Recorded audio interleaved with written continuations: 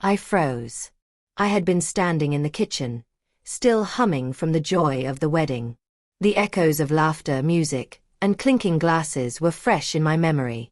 My son David had finally found love, and I had welcomed his new wife, Claire, like a daughter of my own. But what I saw that morning shattered everything. Claire stood tall, her heels clicking on my wooden floor, her lips painted in a bold red that no trace of yesterday's softness remained. Behind her, a notary adjusted his glasses and shuffled the papers like this was just another job. "This house," she said coldly, pointing at the walls that had seen my children grow, "the house where my late husband and I built our life, is now part of the marriage arrangement." David agreed. "Sign it over."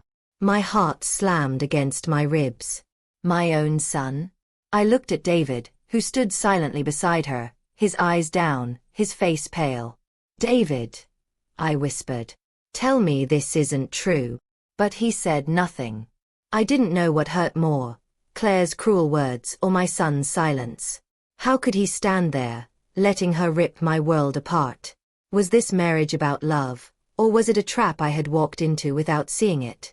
And as the notary placed the pen on the table, waiting for me to sign, I realized something. This wasn't just about a house. This was about my family, my dignity, and the truth I had to uncover before I lost everything. I pulled out a chair and sat slowly, my legs too weak to hold me. "This house," I said, my voice trembling, "is mine. I built it with your father. It is the only thing I have left of him. You will not take it from me." Claire smirked. "Oh, don't be dramatic. You'll still live here, for now. But this house belongs to us now," David promised. I turned to my son, begging him with my eyes. "David, please. Say something." He swallowed hard. His lips parted, but Claire's hand squeezed his arm tight, silencing him. That was when I knew she had him under control. For the next week, the house that once felt warm turned into a battlefield. Claire strutted through the halls like a queen, rearranging furniture, opening closets, asking me when I planned to clear out old junk. She hadn't even unpacked her wedding gifts before she started talking about renovations. One night, I overheard her whispering to David in the kitchen. "She's old. She won't last forever. Once the house is in our name, we'll sell it and move to the city. You want that life, don't you? A new start? This dusty place isn't for us." And my son, my sweet boy who I raised to be kind, just nodded. My heart broke in silence. But I wasn't going down without a fight. The next morning, I called my lawyer. Mr. Harris had been our family's attorney for decades, since before David was born. I told him everything. He chuckled softly and said, "Don't you worry.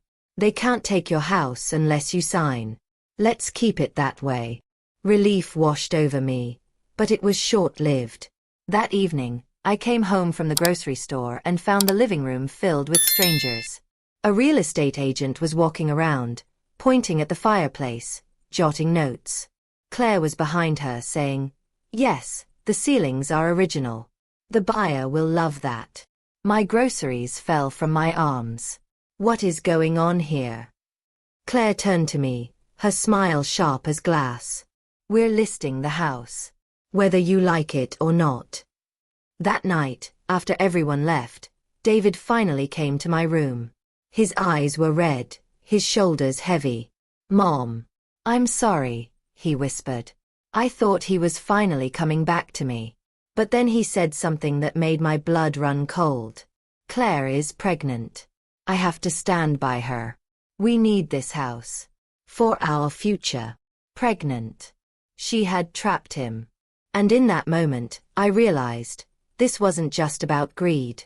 She wanted control. Over him, over me, over everything. I didn't sleep that night. I lay awake staring at the ceiling, my mind racing. My late husband's voice echoed in my memory. "Never let anyone take what we built. Protect it, no matter what." The next morning, I called Mr. Harris again. "It's time," I told him. "Draw up the papers." But not the papers they expected. The following weekend, I asked David and Claire to sit with me in the living room. I placed an envelope on the table. "This," I said, "is my final decision." Claire snatched it up eagerly, expecting a deed. But as her eyes scanned the words, her smile froze. It wasn't a transfer. It was a will. I had officially put the house in a trust, locked so that it could never be sold, only passed down to grandchildren. Neither David nor Claire could touch it. Her face turned red with rage. "You old witch," she spat. "You think you're clever? This isn't over." David buried his face in his hands. And that was when the real truth came out. 2 weeks later, I got a call from a woman I didn't know. "Is this Mrs. Miller? I'm sorry to bother you. My name is Emily. I don't know how to say this, but I've been seeing your son for over a year."